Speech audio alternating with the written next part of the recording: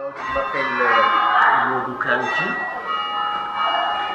Je suis le responsable du centre service des immigrés de la Fédération régionale Solidarité et Travail.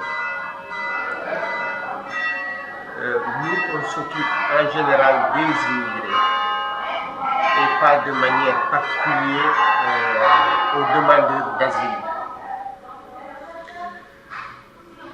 Il y a beaucoup d'immigrés demandeurs d'asile qui sont arrivés en Europe à travers l'Italie en tant que pays de frontière, si on peut l'appeler comme ça. Raison pour laquelle il y a des immigrés, comme ils arrivent, ils vont directement dans les pays destinataires, là où finit leur projet migratoire. Parce que dès le départ en Afrique ou en Asie, l'intention c'était d'aller en France ou en Allemagne ou ailleurs. Mais en général, le pays où ils veulent s'installer, en général, ce n'est pas l'Italie. Mais c'est une porte d'entrée en Europe. Malheureusement, je dis malheureusement pour eux, beaucoup de gens finissent ici en Italie. Comme vous savez, maintenant l'Italie est le pays de smistement. L'Italie et Malte. Donc ils ont légèrement modifié la loi Dublin. Ils ont légèrement modifié la loi Dublin, parce que la loi Dublin disait que le premier pays où tu as mis tes pieds, c'est là où tu dois rester. Ah, d'accord. Et demander l'asile. C'est la raison pour laquelle l'Italie était victime. Parce qu'en général, les gens n'arrivent pas comme premier pays en France, ni en Allemagne, ni en... Plus ou moins ceux qui partent de... Pour des raisons de proximité, en fait. Ce qui vient de l'Afrique. Bien sûr. Alors maintenant, ils ont légèrement modifié la loi Dublin en disant que tout ce qui arrive via mare, par la mer, en Italie ou à Malte, les Italiens les mettent dans un centre et ensuite ils contactent les pays qui ont signé l'accord des quotas pour les distribuer dans ces pays-là. La France a eu du quota, l'Allemagne, etc. C'est l'Angleterre qui a refusé. Un quota pour les immigrés qui arrivent par la mer, c'est ça? Pas les immigrés, les demandeurs d'asile. Les demandeurs d'asile, pardon. On peut les appeler comme ça. Donc, il les met dans un avion et il les distribue dans ces pays-là. Il est réparti, d'accord. Selon les quotas. D'accord. Avant, l'Italie était victime. Tout le monde restait ici, les gens fermaient leurs frontières et les gens étaient obligés de rester en Italie. Alors, concernant l'accueil, c'est vrai, l'accueil n'est pas accepté dans toute l'Italie. Il y a des régions qui ont accepté l'accueil, il y a des régions qui ont refusé. Mais les régions ou les communes qui acceptent l'accueil reçoivent de l'argent et à travers cet argent-là, ils impliquent les associations de bienfaisance, comme notre association par exemple, et ces associations-là s'organisent en louant des appartements, des hangars, des lieux où les personnes peuvent rester. Et il restait temporairement, j'imagine. Temporairement. Et il reçoit pour chaque personne hébergée de l'argent. Et en échange, offrir un paquet de services à ces personnes-là.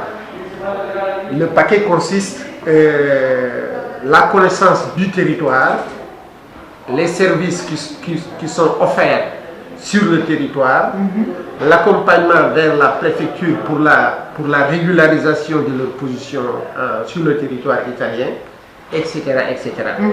La commune de Gênes a ajouté un autre type d'hébergement en mettant à disposition de la citoyenneté, de l'argent, 400 euros, pour tous ceux qui acceptent de prendre un demandeur d'asile à la maison. Tout citoyen peut... Tout citoyen qui accepte peut avoir une personne à la maison et recevoir en échange ces 400 euros et offrir l'hospitalité Bien sûr. à la personne. Est-ce que ça fonctionne? Est-ce que c'est 400 euros par mois, c'est ça? 400 euros, c'est Par 400 mois. Tous les mois? Oui. tous les mois. D'accord. Ça fonctionne, ça ne fonctionne pas. Ou bien le message n'est pas passé, parce que moi, en tant qu'acteur, je l'ai entendu seulement sur le téléjournal.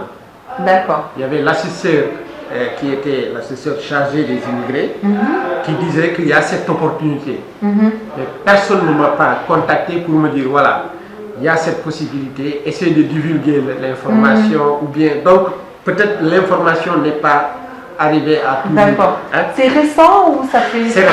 D'accord, C'est c'est peut-être récent. pour Ça ça. doit faire une chose de 2 mois. Oui, Ouais, ça, le pas- temps de se pas mettre en plus. place peut-être. Mais la majeure partie des demandeurs d'asile sont hébergés par des associations. D'accord. Et ces associations-là, ils les aident à formuler un CV, ils les accompagnent à aller au bureau de déplacement pour voir les opportunités de travail qui sont offertes sur le territoire, etc. Il y a des régions par contre qui n'ont pas accepté et qui ne prennent pas l'engagement d'héberger les... D'accord. Donc Gênes est une région, la Ligurie est une région ouverte. Ah oui, parce que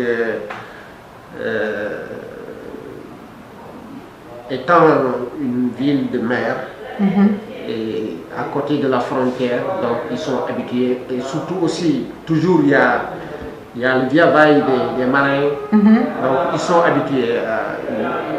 Contrairement à ce qu'on dit que Gênes est trop fermé parce que Gênes est enclavé entre la mer et la montagne, mais c'est pas vrai, c'est une région, c'est une ville ouverte.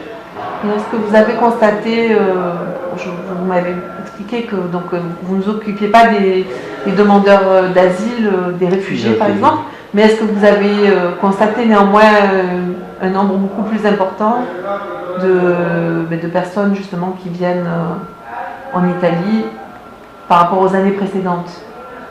J'ai pas bien compris. Vraiment.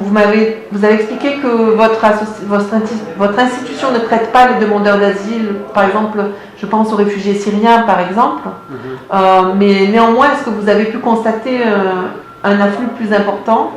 Est-ce qu'il y a plus de personnes étrangères qui viennent, en tout cas à Gênes, dans l'idée peut-être de passer la frontière, je ne sais pas. Ah oui, la majeure partie... Par rapport aux années précédentes, est-ce que cette année c'est une année plus difficile ou plus importante en termes migratoires? Bon, disons, il y a une distribution, si je peux dire, géographique. Parce que la majeure partie des personnes hébergées à Gênes et dans les villes limitrophes de Gênes sont des Africains, de l'Afrique noire. D'accord. Donc la majeure partie c'est des Sénégalais, c'est des Maliens, surtout des Maliens, des Érythréens, des Soudanais, etc. etc. Mais on n'a pas tellement connu l'arrivée des Syriens. Eux, ils sont passés vers Milan et ils sont allés surtout vers la gare de Milan pour aller en Europe. D'accord. Et leur option n'était pas la France. D'accord. Par contre, les Maliens, surtout, ils voulaient aller en France. Ils sont francophones. Alors ici, c'est plus... Vous avez entendu le problème de Ventimiglia, la frontière, là où ils étaient bloqués pendant des mois. Et je pense que même maintenant, il y a les tentes qui sont là-bas parce qu'ils sont restés dehors. Ah, il y a eu un camp. Ah ça, oui, je savais, ah ouais. j'en ai pas entendu. Ah oui, ils sont restés là-bas pour des mois. La France ne voulait pas les faire entrer en France, alors ils sont restés là-bas et il y a eu toujours des manifestations et ainsi de suite.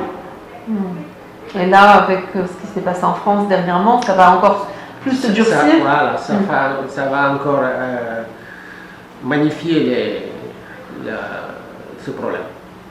Est-ce que les lois elles ont changé ici en Italie par rapport à ce qui s'est passé à Paris? Non. Est-ce qu'il y a une onde de choc chez vous? Durcissement Non, des lois? les lois n'ont pas changé, mais les contrôles ont été intensifiés.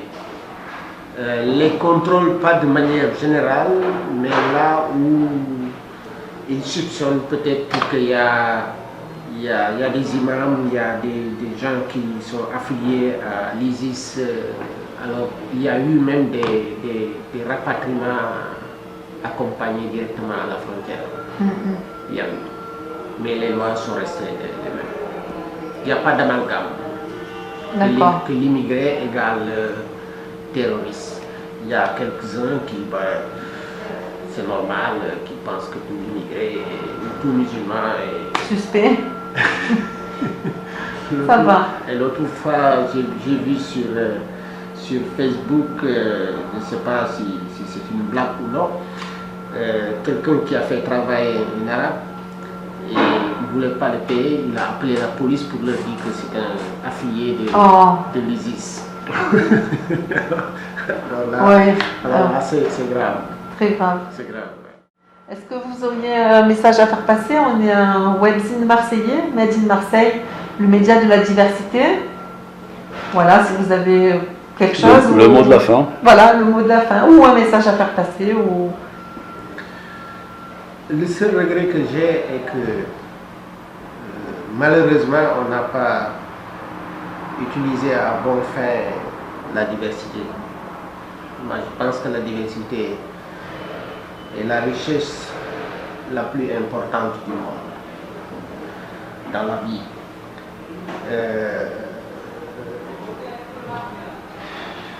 Et je regrette parce qu'on l'emploie au contraire.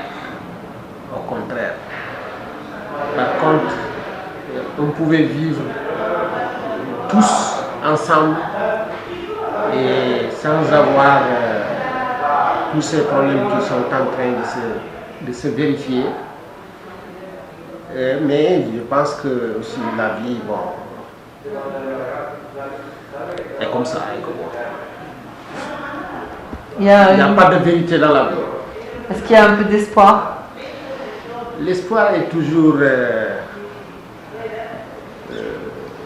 là, parce qu'on doit espérer. Si on désespère, alors c'est la fin du monde.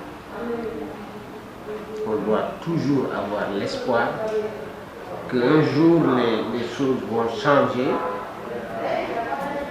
qu'un jour tout le monde aura la possibilité de décider de vivre là où il veut. Et c'est possible. Donc moi je suis toujours un homme d'espoir. Oggi che comincio senza te e tu l'aria assente quasi come